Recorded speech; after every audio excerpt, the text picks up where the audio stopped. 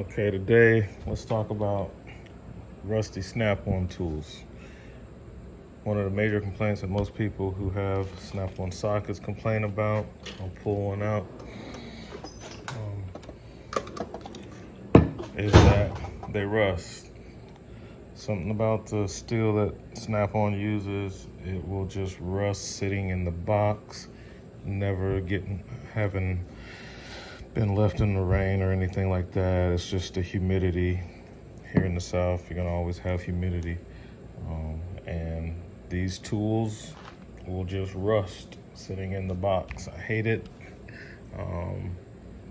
Look at that. Take the boot off. Seems to be a little protection. I'll probably get the whole boot off and take a look. But anything that's exposed to the bare metal, it just rusts. Now, this tool is older than this one, and it doesn't look like that right now. That's because before the video started, I started treating it with transmission fluid. Transmission fluid is a pretty aggressive anti-rust agent. Keeps the inside of your transmissions from rusting, so it works pretty well. So all I did to help mitigate this issue is just take you some plain old transmission fluid, put it on a rag, and what I did was I just started to rub this down, get off some of that surface rust, and then also want to leave a pretty good coating on that so that it can not rust as much.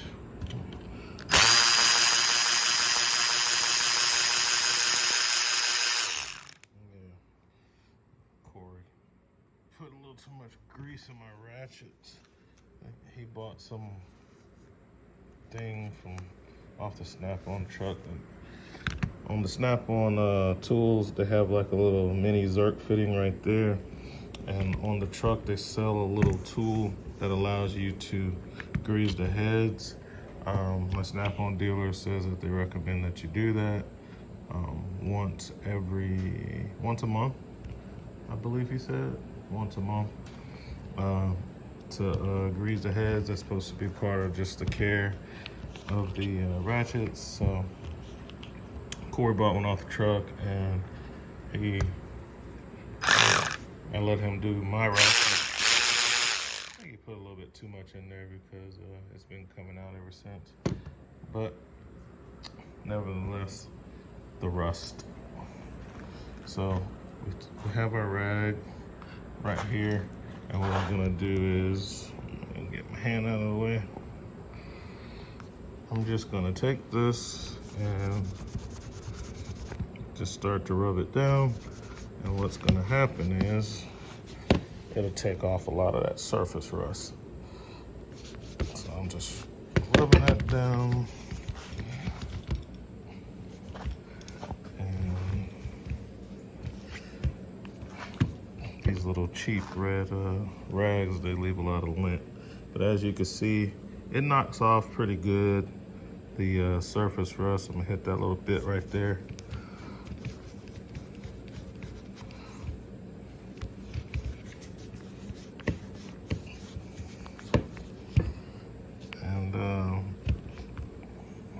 Overall, it does a pretty good job. And then I take a different rag and just kind of dry it off.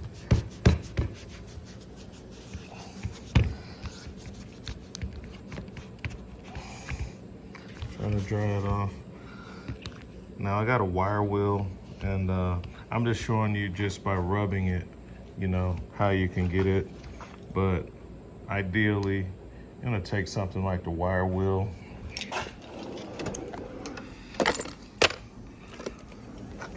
Use that, get the rust off, treat the tool or the socket or whatever, and then use a protective coating. This other guy I watch, he has a much better solution as for the the permanent protection on it's a guy I watch called Midwest Tool Review, and he has this product that he uses, and I've seen a lot of his sockets that he's treated, and he says it lasts a long time. So I'm probably gonna go back and watch some more of his videos and take a look at that after I get these cleaned up pretty good. But I mean, if you can't afford to get that stuff, I don't know how much it costs, or if you just don't have access to it. If you just have some transmission fluid, you can just wipe your stuff down in some transmission fluid and kind of get the rust off and treat it that way.